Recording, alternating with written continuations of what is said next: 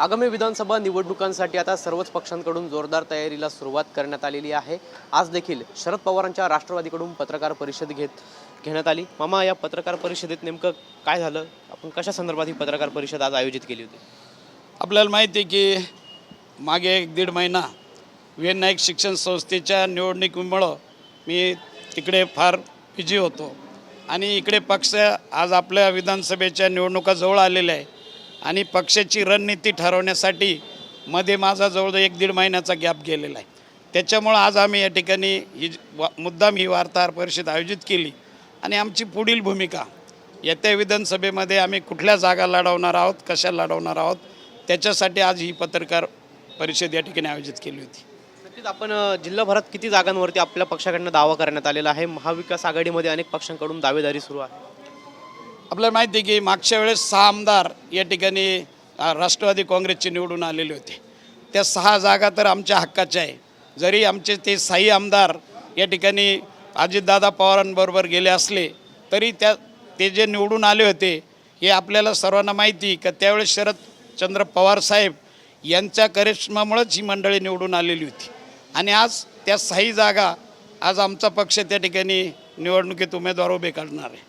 नक्कीच आपल्यासोबत माजी आमदार नितीन भोसले देखील आहेत। साहेब, काय सांगाल, शहरातील आपण किती जागांवरती दावा करणार आहेत आणि आपल्याकडे इच्छुक कोण कोण आहे? शहरामध्ये आमच्या शहरात आपल्या तशा 3.5 जागा आहेत। त्यातल्या 3 ज्या जागा आहेत, आता एक जी देवळाची जागा, देवळाली कॅम्पची जी जागा आहे, ऑलरेडी तिथे आमचं राष्ट्रवादीचं शीट आहे। त्यामुळे शहरातल्या ज्या 3 जागा आहेत त्या ठिकाणी या 3ही जागांवरती तसा आमचा क्लेम आहे। कारण पश्चिममध्ये आमचा जो उमेदवार मागच्या वेळेस राष्ट्रवादी काँग्रेस पक्षाकडून लढला होता त्याला 68,000 मतं पडून तो 2 नंबरला होता। पूर्वमध्ये सुद्धा बाळासाहेब सानप जे लढले होते ते 2 नंबरला होते।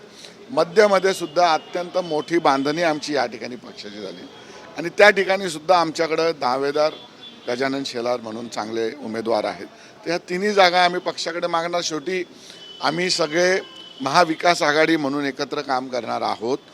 वरिष्ठ लेवलला जो काही निर्णय होईल तो आम्ही सगळं मान्य करू। नक्कीच या सगळ्या जागा आपल्याला सोडवून घेण्यासाठी कशा पद्धतीची कसोटी असणार आहे? आपल्यासमोर मोठं एक आव्हान असणार आहे। आपण पक्षश्रेष्ठींकडे नेमकं काय मागणी करणार? नाही, आता याच्यामध्ये फॉर्म्युला तर असाच आहे की ज्या ठिकाणी ज्यांचा आमदार आहे त्या आमदारांची जागा त्या पक्षाला मिळणार आणि ज्या ठिकाणी तुम्ही 2nd नंबरला असाल ती जागा त्या पक्षाचा त्याच्यावरती क्लेम राहणार आहे। त्यामुळे तसं आहे, आमच्यात काही भांडण नाही। वरिष्ठ लेवलला ठरेल, 1-2 जागा उमेदवार कोण येतं काय बघून त्याच्यावरती निर्णय घेतला जाईल आणि तो तर सगळे मिळून मान्य करू आम्ही। मामा, कुठेतरी सांगितलं गेलं यांच्याकडनं की आमच्यामध्ये भांडण नाही, मात्र आपल्या जी उद्धव साहेबांची शिवसेना आहे त्या पक्षाकडून देखील इच्छुक जे आहेत शहरातले त्यांच्याकडनं दावेदारी केली जाते। आपण देखील आपल्या पक्षातील काही जे दावेदार आहेत त्यांच्यासाठी आपण वरिष्ठ पातळीवरती काही चर्चा केली जागा सोडून घेण्यासंदर्भात? हे बघा, प्रत्येक पक्ष, महाविकास आघाडीतील प्रत्येक पक्ष आपल्या जास्तीत जास्त जागा आपल्या वाट्याला कशा येतील याच्यासाठी प्रयत्न करतोय। ते काही वावगं नाही आहे। या ठिकाणी आपल्याला माहिती आहे की नाशिकच्या 3ही जागा या सध्या भाजपकडे आणि त्या 3ही जागावर आम्ही जे राष्ट्रवादी काँग्रेस शरदचंद्र पवार गट असेल, शिवसेना उद्धव ठाकरे साहेबांची सेना असेल किंवा काँग्रेस असेल, हे 3ही पक्ष या ठिकाणी दावा करतात। परंतु आपल्याला माहिती आहे की मागच्या वेळेस पश्चिम आणि पूर्व या दोन्ही ठिकाणी राष्ट्रवादी काँग्रेसचे उमेदवार आम्ही उभे केले होते आणि ते 2 नंबरला होते, आताच नितीन भोसले साहेबांनी सांगितलं। त्यामुळं आम्हाला खात्री आहे की आमचा उमेदवार 9,000 मतांना पडलेला होता आणि पूर्वमध्ये 12,000 मतांना पडलेला होता आणि मध्यमध्ये सुद्धा अतिशय स्ट्रॉंग परिस्थिती आहे। त्या ठिकाणी गजानन नाना शेलार हे त्या ठिकाणी आमचे उमेदवार आहे आणि त्यांचं वातावरण त्या ठिकाणी अतिशय चांगलं आहे।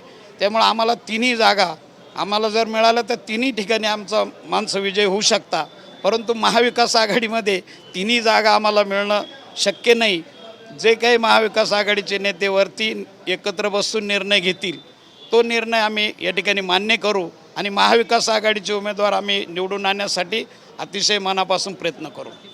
होते राष्ट्रवादी शरद पवार यांच्या पक्षातील पदाधिकारी आणि आपण या ठिकाणी बघितलं शहरातील 3 जागांबरोबरच जिल्हाभरातील जास्तीत जास्त जागा सोडवून घेण्याचा प्रयत्न करू आणि महाविकास आघाडीचे उमेदवार निवडून आणू असा जो दावा आहे तो शरद पवारांच्या राष्ट्रवादीकडून करण्यात आला आहे। कॅमेरा पर्सन प्रसाद पवारसह पवन येवले, TV9 मराठी, नाशिक।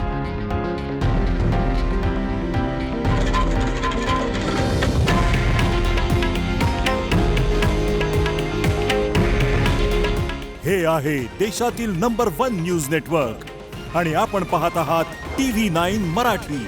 काळजी तुमची, हित महाराष्ट्राचं.